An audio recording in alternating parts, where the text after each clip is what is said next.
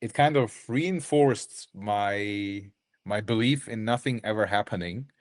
Um, because like think about it, like if like people don't actually realize this, but Russia is losing everywhere. Like they're losing like Iran is one of the allies, they're shit.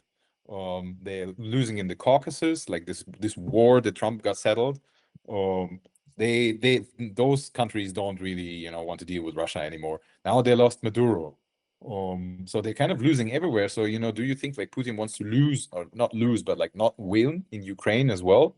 I don't really see it. Like what's the rationale there for him to give in? So I think, and also like now they're talking about like these security guarantees, and they're meeting up in Europe, and now Hmm. the Europeans are happy because there's convergence.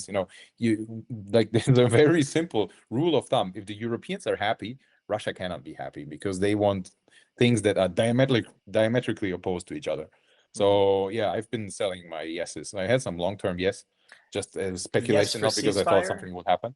Yes for Yeah, yeah, ceasefire. like yeah, yeah, Okay. but I don't see it. And one more thing, which I think is really interesting, Dober and Pence too, and I think someone else as well, they loaded up like crazy on January. So if they want to tweet at us and explain to us why they're doing that, I would be very interested Was to this hear that. recently or Because just in yeah, man, last? like look at the yes holders.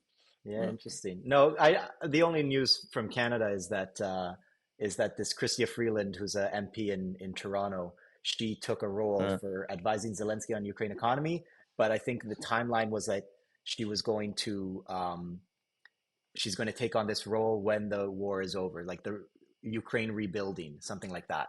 So yeah, I don't know if that's it probably means nothing because what Canada has nothing to do with anything important lately. yeah, But I did notice yeah. that being from Canada, I did see this news. But I don't know why they took it. I mean, it is, yeah, you're right. It's a pretty tight timeline here. I wonder when they bought it, but and if they market And the bought or and the not. But interesting thing, recently, I'm watching those markets, and recently, like Domer loaded up like crazy, and also because yeah. there's like side props that you could bid that I find much more likely. I mean, they also trade higher, but they are also like way more likely to happen. Like this, fucking Ukraine agreeing to like a peace deal. Yeah, you have it over there, right? It's 35%, like in the suggested markets.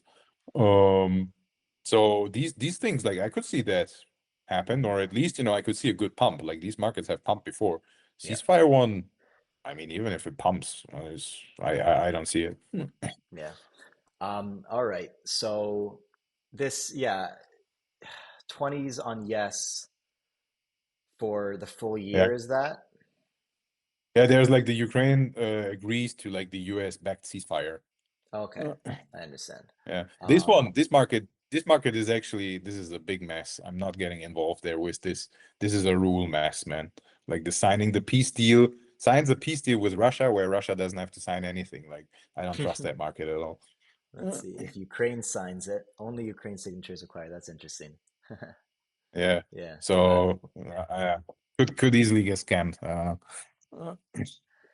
All right. Let's I guess we can move on to what is the probably the second biggest market on Polymarket right now about Iran regime change, volatile market other than Venezuela. Okay, so Iran regime, I've been asking around for help and from people I know in Iran, and they said that the protests do seem a bit different than the past 5 or 6 Mm. that have happened in